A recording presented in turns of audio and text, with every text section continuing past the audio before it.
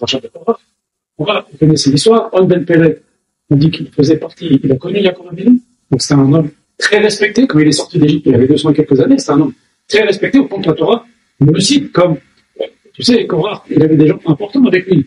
Il avait On Ben Pelet. Bon, Datan d'Aviram, c'est des Rechaim depuis toujours, mais il avait On Ben Pelet, et soit dit en passant, le grand frère de Moshe, le bon frère de Aaron, Nachshon Ben Amminadab, celui le premier qui s'est jeté dans la mer, il était du côté de Korach. Il a soutenu Korach. Bon, il n'est pas mort parce qu'il n'a pas une partie active, mais il était d'accord avec Korach. C'est vrai ce qu'il dit. Pour que Moshe Aaron, ils ont la priorité, etc. Donc, ce On Ben Pelet, qui est une personne très fâcheuse. Voilà que maintenant, il participe avec l'histoire du Korach. Et le jour où Moshe Rabbeinu leur dit, très bien, on va faire un examen, vous allez tous venir dans le Mishkan avec la Kétorah, il n'y aura qu'un seul survivant. Tout le monde accepte. Chacun pensait que non, ça ne se passe pas comme Moshe veut dire. Hachem ne veut pas qu'il y ait un seul chef, un seul Kohen Gadol, pardon. Hachem est d'accord que ce soit pluriel, comme dans toutes les nations du monde. C'est ce qu'a dit Korach, dans toutes les nations du monde. Il y a plusieurs prêtres. Pourquoi chez nous, il n'y a qu'un Kohen Gadol? Pourquoi la Torah c'est comme ça? Pourquoi c'est spécial comme ça? Très bien, la question se pose. Donc, ce On Ben Pelet, le matin du fameux examen, voici que ce On Ben Pelet, il dit la chose suivante, il dit, je vais y aller. Seulement, à la fin de On Ben Pelet, il dit, de façon très logique, il dit, qu'est-ce que tu gagnes dans cette histoire? Si c'est Moshe Aaron qui a raison, tu vas mourir. Et si c'est Korach qui a raison, de toute façon, c'est Korach qui va lui prendre la direction des opérations, et tu vas rien gagner dans l'histoire. Alors lui, il dit, mais je peux pas, je me suis engagé. J'ai rendez-vous ce matin avec eux, avec les 200 et quelques personnes qui vont se joindre. Le Rov, c'était des chefs du Sanhedrin, de la tribu de Roubaix. C'est 250 chefs de Sanhedrin. C'est quand même des gens importants qui accompagnent le Korach. Et un des plus importants, c'était ce On Ben Pelet. Super partie prenante dans cette histoire. Il dit à sa femme, je peux pas. Mais ce qu'il veut maintenant, sa femme, même si je pense que tu as raison, mais qu'est-ce que tu veux que je fasse? Sa femme lui dit, laisse-moi faire. Qu'est-ce qu'elle veut? Qu'est-ce qu'elle fait? Il lui dit, bois du vin. Bois du vin. Et voici qu'il s'endort. Et maintenant, elle sait que Korach et son équipe vont venir la chercher. Elle fait donc la chose suivante, elle découpe ses cheveux, elle se met devant la tente, elle découpe quand Korach et ses amis viennent chercher le Ben Pelet, parce qu'il ne va pas arriver, elle découvre ses cheveux. Et eux, c'est entre guillemets, les tzadikim certainement, puisque Korach n'avait pas au collège, puisqu'il faisait partie des quelques peu de personnes qui portaient le Haron au collège, quand le Haron s'est déplacé, quand on est déplacé dans le désert. Et donc ils ont dit, oh là là, faut pas avoir une chose pareille. On a fait ce qu'on appelle. Et donc, ils ont abandonné, ils ont laissé On Ben Pelet comme ça, ils sont tous morts, et comme ça, on a eu la vie. Il a fait ce qu'on appelle une Avera, lichée. Et elle a ainsi sauvé son mari. Et maintenant, on a On Ben Pelet, il se réveille, après avoir bu tellement, et il voit que Korach et toute son équipe sont morts, il dit, heureusement que ma femme m'a sauvé, j'ai fauté contre Moshe Rabbeinu. Donc, il va chez Moshe Rabbeinu, lui demande Mechila. Et toute sa vie, pour ça je me dis, que toute sa vie, il faisait échouva d'avoir un moment, de s'être un moment laissé influencer par ce Korach. Et c'est pour ça qu'on l'appelle Onen, quelqu'un qui est en deuil. Il a toute sa vie, et tu vois, des contritions, etc. Parce qu'il regrettait d'avoir participé à cette sale histoire de Korach. Maintenant, quand même, on voit qu'elle a fait mort son mari. On voit qu'elle s'est découverte les cheveux.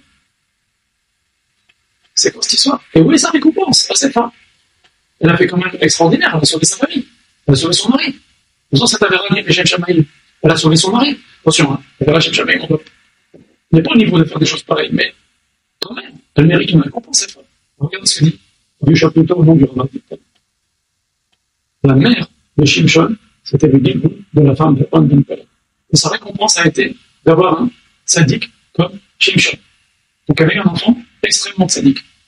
Et voilà sa récompense. Maintenant, le fait qu'elle s'est découvert les cheveux, il va falloir que maintenant son fils se laisse pousser les cheveux. Le fait qu'elle a fait boire du vin à On Ben Pelet, il va falloir qu'elle, déjà enceinte, et son fils, ne goûte jamais de vin, le temps qu'elle est enceinte, et son fils, toute sa vie, ne prête jamais de vin ou de jeu de vin de leur vie. Donc on voit qu'elle a complété. Elle a complété ce que la femme d'On Ben Pelet a fait. Et elle a eu donc un enfant, entre guillemets, facilement, beaucoup plus facilement que Hana, même si elle a été stérile. Et elle a été gâtée. Pourquoi? Parce qu'elle était le guide. Il y a des gens qui ont des difficultés.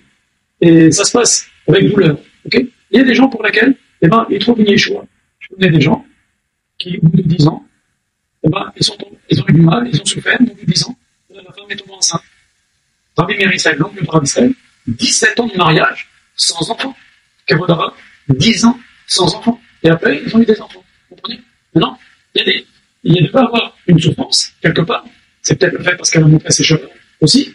Mais, elle a été récompensée, elle a eu un enfant de sadique. Donc vous voyez qu'il y a des événements qui se passent dans la vie, on ne comprend pas tout, on ne voit qu'une partie du film, mais les choses sont liées à la vie précédente. Et tout est hyper bien calculé par Akadosh Baruch Hu. Marloquette entre le père et la mère de Shimshon, avant que Shimshon ne naisse. Lui disait, c'est à cause de toi qu'on n'a pas d'enfant, c'est toi qui es stérile. Et elle lui disait, non, c'est toi qui es stérile. Et voici que l'ange dit à la mère de Shimshon, Madame, s'il te plaît, accepte que tu es stérile. Pourquoi il lui dit comme ça dans un langage s'il te plaît? Pourquoi il lui dit Inena at akara? Voici, s'il te plaît, accepte l'idée que tu es stérile. Parce qu'en fait, on apprend un grand moussard de ça.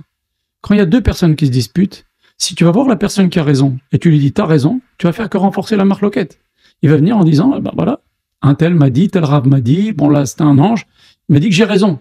Donc il va faire encore plus d'histoire. Tandis que si tu vas voir la personne qui a tort et tu lui dis écoute, regarde, c'est toi qui as tort. C'est mieux que tu calmes le jeu et que tu acceptes que tu as tort dans cette histoire. Attention, je dis pas qu'une femme stérile a tort, chas v'shalom, mais en tous les cas, l'ange, il a vu cette marloquette et elle qui accusait son mari d'être stérile, l'ange lui a fait comprendre que c'est de son côté que ça vient. Chas v'shalom, elle avait pas tort, c'est pas de sa faute, mais c'est de son côté que ça vient. Et donc, c'est aussi un moussard que l'on apprend, c'est que on va voir la personne qui, entre guillemets, tort, et on lui dit, comprends, redresse la situation, redresse ta conduite, tu te trompes. Et si on va voir la personne qui a raison, on lui dit, t'as raison, on ne fait que renforcer la marloquette. Voilà. Qu'Hachem vous bénisse tous.